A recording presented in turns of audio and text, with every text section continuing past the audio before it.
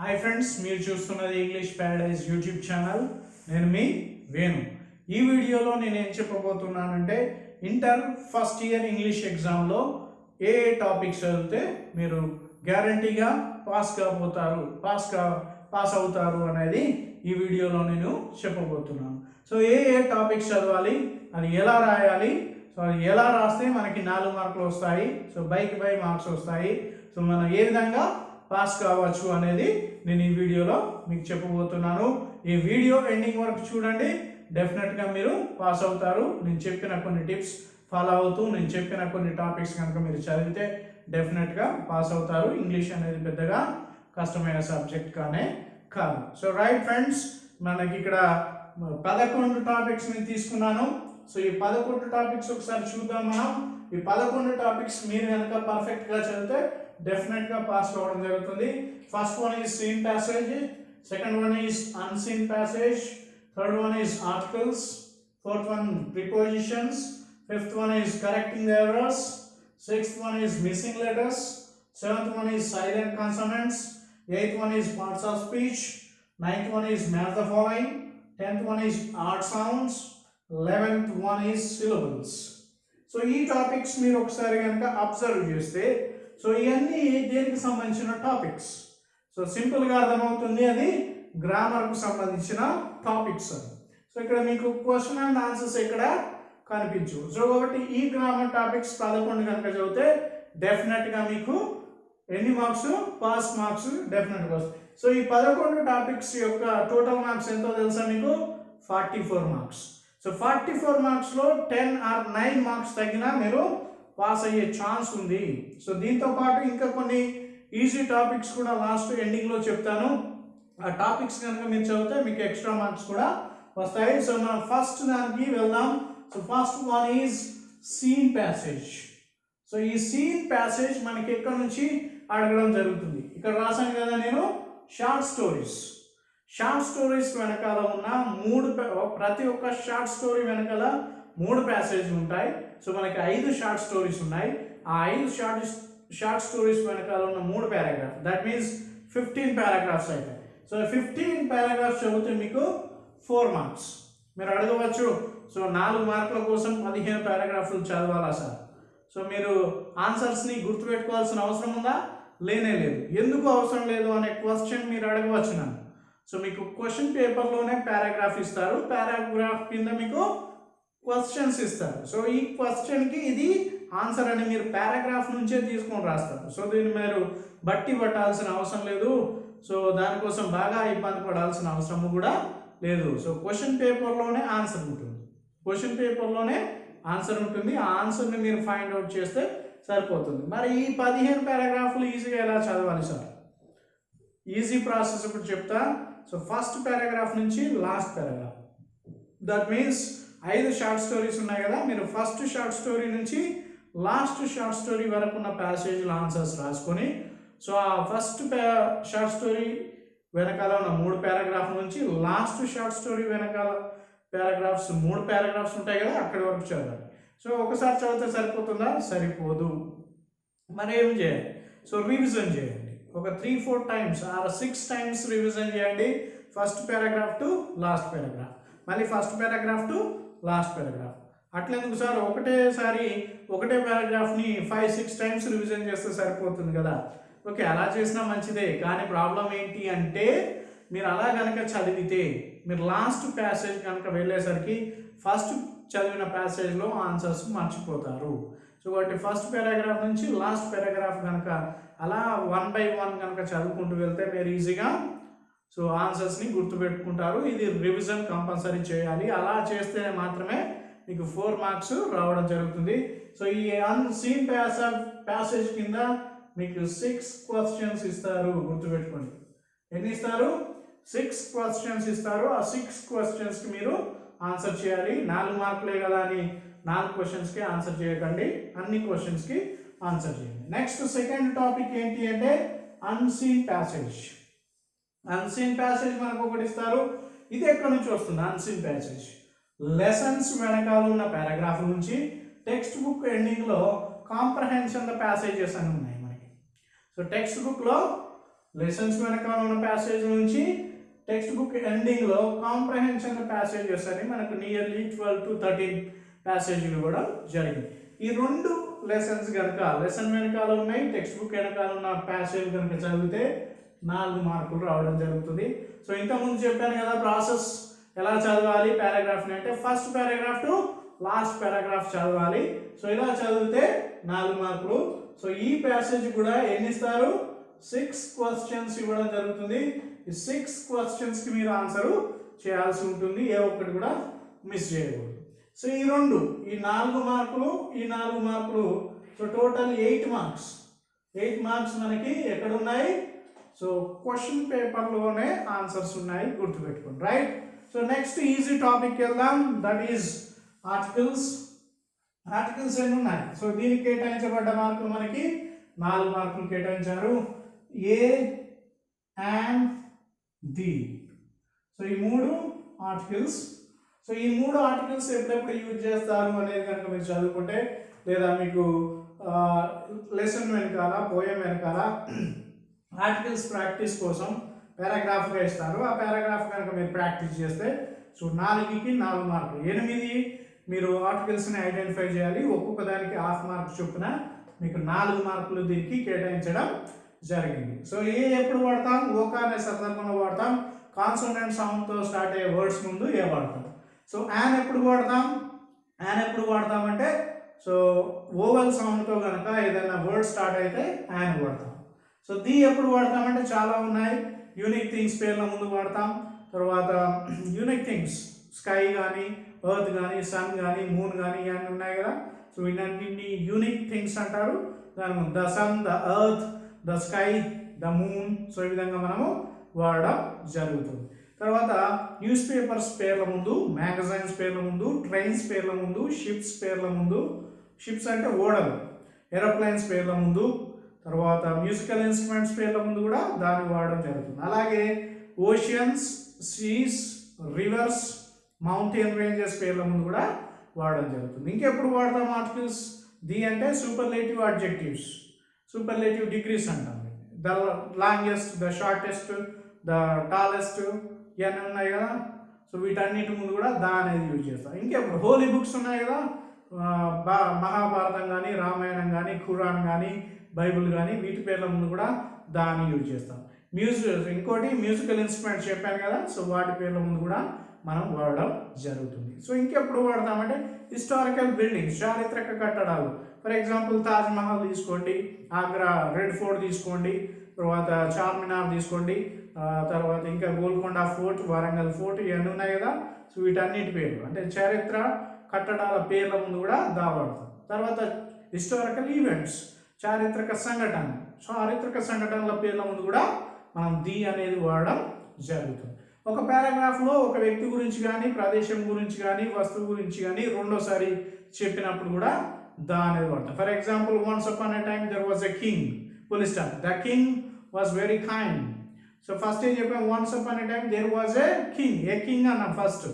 So రెండోది full stop పెట్టి అదే కింగ్ గురించి ఆ పారాగ్రాఫ్లో రెండోసారి చెప్పినప్పుడు ఏం చేసాం? ద కింగ్ అన్నాం. సో అప్పుడు దా మనం యూజ్ చేస్తాం. సో ఈ విధంగా మనం చాలా వాటికి యూజ్ చేయవచ్చు. మరి ఏ ఆర్టికల్ యూజ్ చేయద్దు? ఏ అండ్ ది ఏది యూజ్ చేయకుండా ఉండేవి ఉన్నాయి. డిసీజెస్ పేర్ల ముందు ఆర్టికల్స్ యూజ్ చేయకూడదు, కలర్స్ పేర్ల ముందు ఆర్టికల్స్ యూజ్ చేయకూడదు, గేమ్స్ పేర్ల ముందు ఆర్టికల్స్ యూజ్ చేయకూడదు, తర్వాత లాంగ్వేజెస్ పేర్ల ముందు ఆర్టికల్స్ యూజ్ చేయకూడదు. దాంతోపాటు ఉమెన్, మెన్ ఈ 2 వర్డ్స్తో కూడా ఆర్టికల్ యూజ్ చేయకూడదు.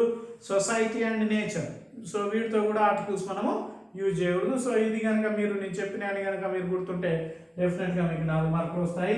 సో ఆర్టికల్స్ చాలా ఈజీ, కొంచెం చదువుకోండి. Next prepositions. సో ప్రిపోజిషన్స్ కూడా మీకు టెక్స్ట్ బుక్లో లిస్ట్ లాగా ఇచ్చారు. టెక్స్ట్ బుక్లో సో టైంకి, ప్లేస్కి ఎప్పుడు వాడతాం, ఎలా వాడతాం, ఏ ప్రిపోజిషన్స్ వాడతాం. సో ఎమాంగ్, బిట్వీన్ ఎప్పుడు వాడతాం, బిసైడ్స్ ఎప్పుడు వాడతాం, సిన్స్ ఫర్ ఎప్పుడు వాడతాం. సిన్స్ ఏమో పాయింట్ ఆఫ్ టైంకి వాడతాం, ఫర్ అనేదేమో పీరియడ్ ఆఫ్ టైంకి వాడతాం. సో ఈ విధంగా మీకు లిస్ట్ ఇచ్చారు టెక్స్ట్ బుక్లో. ఫర్ ఎగ్జాంపుల్ సఫర్ అనే వర్డ్ వస్తే ఫ్రమ్ అనే ప్రిపోజిషన్ వాడాలి. నెక్స్ట్ గుడ్, బ్యాడ్ అంటే ఎట్ అనే ప్రిపోజిషన్ వాడాలి. ప్రిఫర్ అనే వర్డ్ వస్తే టు అనే ప్రిపోజిషన్ వాడాలి. సో ఈ విధంగా మీకు లిస్ట్ ఇచ్చారు. ఆ లిస్ట్ చదువుకోండి, డెఫినెట్గా మీకు 4 మార్క్స్ వస్తాయి. టెక్స్ట్ బుక్లో ఉన్న చదువుకోండి సరిపోతుంది ఈ ప్రిపోజిషన్స్కి. సో 8 ప్రిపోజిషన్స్ మీరు ఐడెంటిఫై చేయాలి. సో మీకు 4 మార్కులు వస్తుంది. రైట్, నెక్స్ట్ మనం 5th టాపిక్ కనుక వెళ్తే కరెక్టింగ్ ద ఎర్రర్స్. సో ఈ కరెక్టింగ్ ద ఎర్రర్స్ మీకు 6 ఇస్తారు, 4కి ఆన్సర్ రాస్తే 4 మార్కులు. సో ఈ కరెక్టింగ్ ఎర్రర్స్ అంటే ఏం చేయాలంటే రీరైట్ అని ఇస్తారు. రీరైట్ అంటే పూర్తి సెంటెన్స్ను మళ్ళీ తిరిగి రాయాల్సి ఉంటుంది. For example, he is my cousin brother ఇలా ఇచ్చారు అనుకోండి, he is my cousin brother. So ఈ కరెక్టింగ్ ద ఎర్రర్స్ ఎలా చేయాలంటే మీకు ఎక్కడైతే తప్పు ఉందో దాని కింద అండర్లైన్ చేస్తారు. సో ఏం చేస్తారు, ఎక్కడైతే తప్పు ఉందో దాని కింద అండర్లైన్ చేయడం జరుగుతుంది. ఇక్కడ దేని కింద అండర్లైన్ చేశారు, కజిన్ బ్రదర్. సో కాబట్టి ఎక్కడ తప్పు ఉంది, కజిన్ బ్రదర్ అనేది తప్పుగా ఉంది. సో మిగతా సెంటెన్స్ కరెక్టే ఉంది. సో కాబట్టి మనం తప్పుగా ఉన్న సెంటెన్స్ ఏ పార్ట్ అయితే తప్పుగా ఉంటుందో దాన్ని ఏం చేయాలి, కరెక్ట్ చేస్తూ మళ్ళీ తిరిగి రాయాలి. సో మనం మళ్ళీ తిరిగి రాస్తున్నాం, he is my cousin. So ఇది కరెక్ట్ అన్నమాట. ఇది బ్రదర్ ఉండదు, కజిన్ బ్రదర్ తప్పు, కజిన్ ఈజ్ రైట్. సో ఈ విధంగా మీకు చాలా సింపుల్గా టెక్స్ట్ బుక్లో ఉన్నాయి, కొన్ని ఎక్సర్సైజెస్ కూడా ఉన్నాయి కరెక్టింగ్ ద ఎర్రర్స్. అవి మొత్తం కనుక చదివితే మీకు 4 మార్క్స్ చాలా ఈజీగా ఉన్నాయి. ఇన్ఫర్మేషన్స్ ఉండదు, ఫర్నిచర్స్ ఉండదు, అడ్వైజెస్ ఉండదు, సజెషన్స్ ఉండవు. సో ఇవి ఎక్కువగా అడుగుతాడు, ఫర్నిచర్స్ అని అడుగుతాడు, ఫర్నిచర్. కొన్నిసార్లు కొన్ని వర్డ్స్లలో సెంటెన్స్లలో ఆర్ అని ఇస్తాడు, అండర్లైన్ చేస్తాడు. సో ఆర్ అనే వచ్చే కూడా ఈజ్ అని రాయండి సరిపోతుంది. ఈజ్ అని అండర్లైన్ చేస్తాడు, ఈజ్ ఇచ్చి అండర్లైన్ చేస్తే ఆర్ రాయండి. ఇలా చిన్న చిన్న ట్రిక్స్ మీరు గుర్తుపెట్టుకోండి, డెఫినెట్గా మీకు 4 మార్క్స్ రావడం జరుగుతుంది. ఓకేనా, ఇది చాలా ఈజీ టాపిక్, పర్ఫెక్ట్గా చదువుకోండి. ఇది మళ్ళీ తిరిగి వాక్యాన్ని, పూర్తి వాక్యాన్ని తిరిగి ఆన్సర్ షీట్లో రాయాల్సి ఉంటుంది. ఆ అండర్లైన్ చేసిన తప్పుని కరెక్ట్ చేస్తూ రాయాలి. రైట్. సో నెక్స్ట్ వచ్చేసి మిస్సింగ్ లెటర్స్. ఇది చాలా డెడ్ ఈజీ అండి. మీకు వెకాబులరీ కనుక వస్తే ఎగ్జాంపుల్ ఏమి ఇస్తాడు, మిస్సింగ్ లెటర్స్ MLE ఇక్కడ ఇచ్చాడు అనుకోండి, మిడిల్. సో DD అని రాస్తే సరిపోతుంది. ఓకేనా, ఇంకొకటి ఇలా ఇచ్చాడు, L2-LEA లారెన్స్. సో ఈ విధంగా రాస్తే సరిపోతుంది. ఇలా మీకు కొన్ని మీకు ప్రతి లెసన్ వెనకాల, తర్వాత ప్రతి పోయం వెనకాల మీకు టెక్స్ట్ బుక్లో ఇచ్చారు, అవి మీరు ప్రాక్టీస్ చేయండి సరిపోతుంది, చాలా ఈజీగా ఉంటుంది. సో దీనికి కూడా 8 మీరు మిస్సింగ్ లెటర్స్ రాస్తే సో 4 మార్కులు, మీకు 10 మిస్సింగ్ లెటర్స్ ఇస్తారు. Next silent consonants. 7వ టాపిక్ మనకేంటి, సైలెంట్ కాన్సనెంట్స్.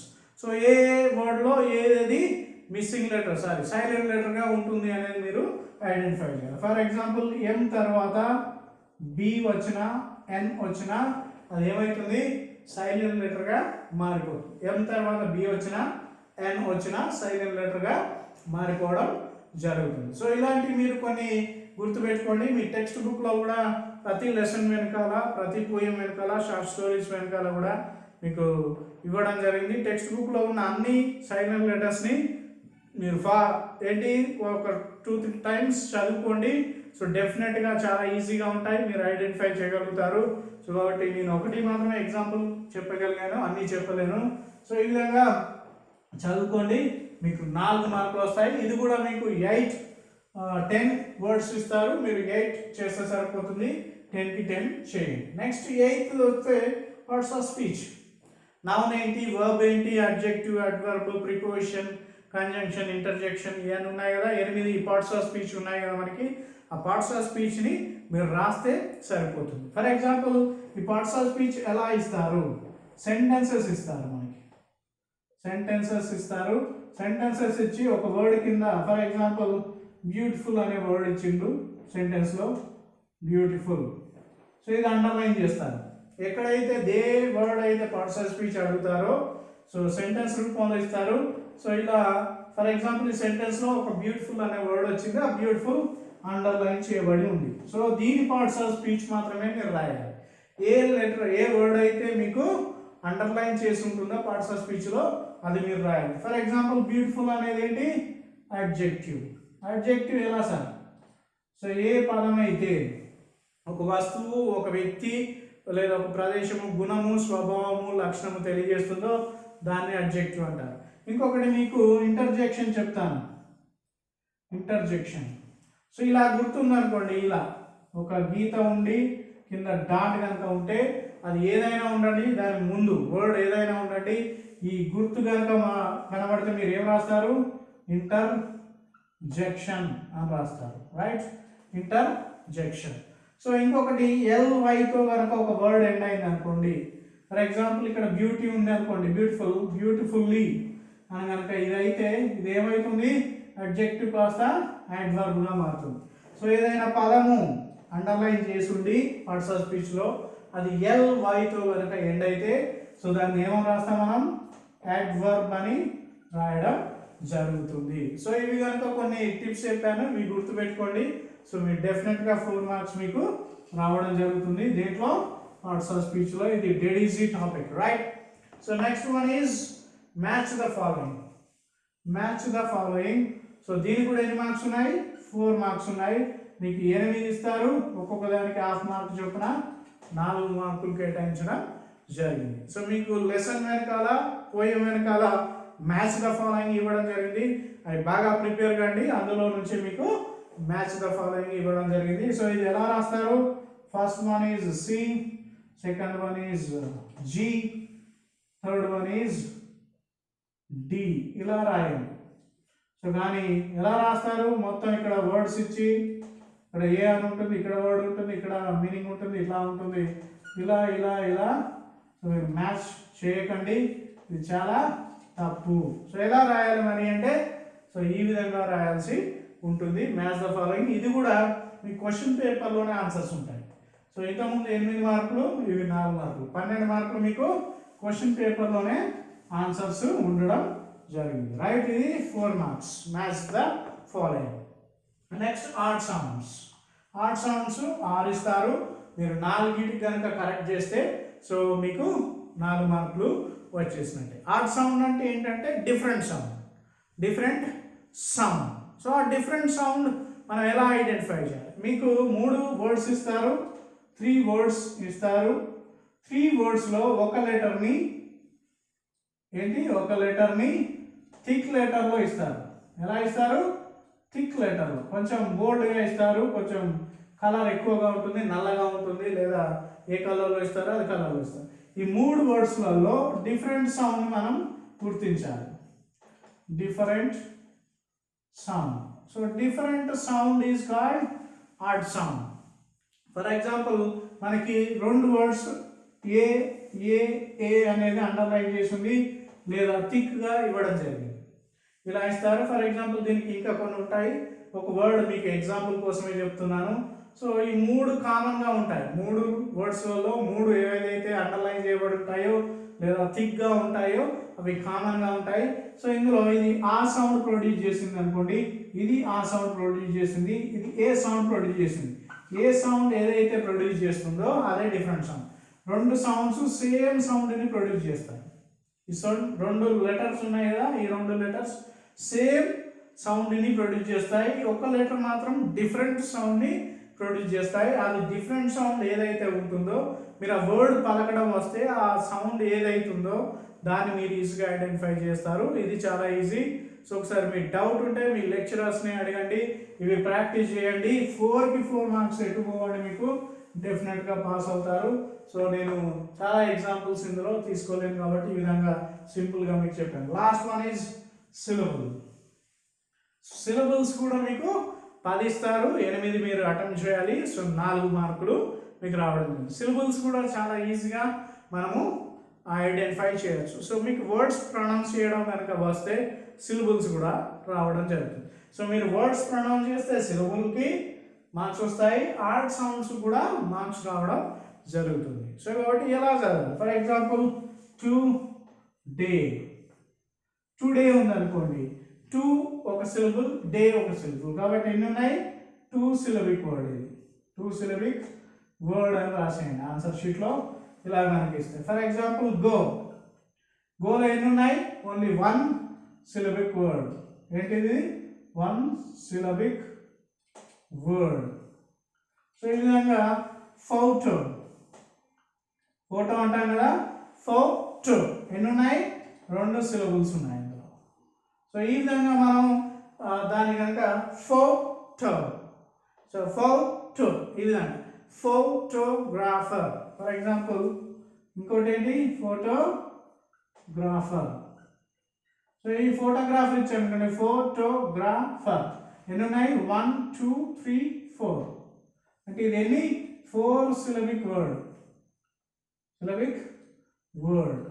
సో ఈ విధంగా మీరు ఈజీగా పదాన్ని పలకడం వస్తే ఫోటోగ్రాఫర్.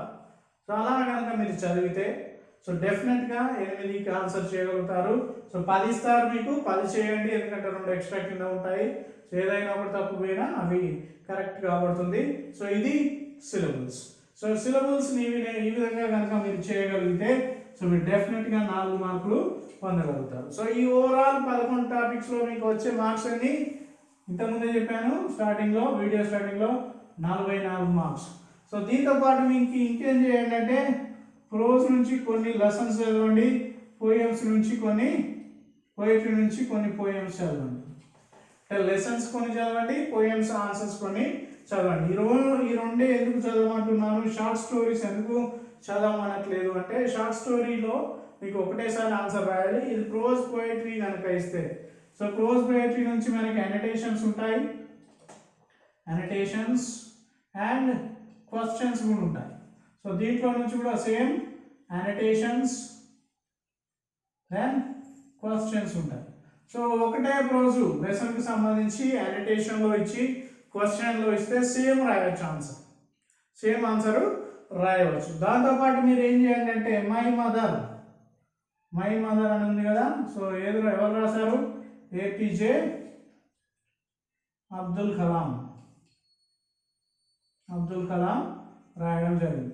సో ఇలా మీరు లెసన్ పేరు, రైటర్ పేరు, పోయం పేరు, పోయట్ పేరు అన్నీ కనుక వస్తాయి. మీరు అనోటేషన్లో ఆ అనోటేషన్ని ఐడెంటిఫై చేయగలిగితే సో మీకు ఏంటి, my mother, these lines are taken from the prose lesson my mother written by APJ Abdul Kalam అని రాస్తే అనోటేషన్స్కి అయితే 2 మార్క్స్ మీకు అవార్డు కావడం జరుగుతుంది. సో ఈ విధంగా కూడా మనం మార్క్స్ని ఎక్కువగా చేసుకోవచ్చు. కాబట్టి ప్రోజ్ పోయిటరీలో ఎన్ని లెసన్స్ ఉన్నాయో లెసన్స్ పేర్లు, రైటర్ పేరు, ఎన్ని పోయమ్స్ అయితే ఉన్నాయో పోయమ్స్ పేర్లు, పోయట్స్ పేర్లు కనుక మనం నేర్చుకొని ఉంటే అనోటేషన్, ఇందులో 2 అనోటేషన్స్ ఉంటాయి, ఇందులో 2 ఉంటాయి, 4 అనోటేషన్, 4 రౌండ్లో 16 మార్కులు ఈజీగా మనము సాధించవచ్చు. సో ఇలాంటి చిన్న ట్రిక్స్ కనుక మీరు ఫాలో అయితే, చిన్న టిప్స్ కనుక మీరు ఫాలో అయితే డెఫినెట్గా మీరు పాస్ కావచ్చు. సో ఫ్రెండ్స్, ఈ వీడియో చూసి సార్ గ్యారంటీ ఇచ్చారు మీరు, మరి నేను పాస్ కాలేదు అని మీరు తర్వాత కామెంట్ చేయొచ్చు. నేను చెప్తున్నాను, ఈ టాపిక్స్తో పాటు నేను ఎండింగ్లో చెప్పాను కదా, ఆ టాపిక్స్ కూడా పర్ఫెక్ట్గా పాస్ కండి. డెఫినెట్గా గ్యారంటీగా మీరు ఏమవుతారు, పాస్ కావడం జరుగుతుంది. ఇది ఫ్రెండ్స్ మనకు సంబంధించిన వీడియో. ఈ వీడియో మీకు నచ్చినట్టయితే మీ ఫ్రెండ్స్కి షేర్ చేయండి. ఇప్పటివరకు మీరు నా యూట్యూబ్ ఛానల్ సబ్స్క్రైబ్ చేయకపోతే ఇప్పుడే సబ్స్క్రైబ్ చేసుకోండి. Thank you friends.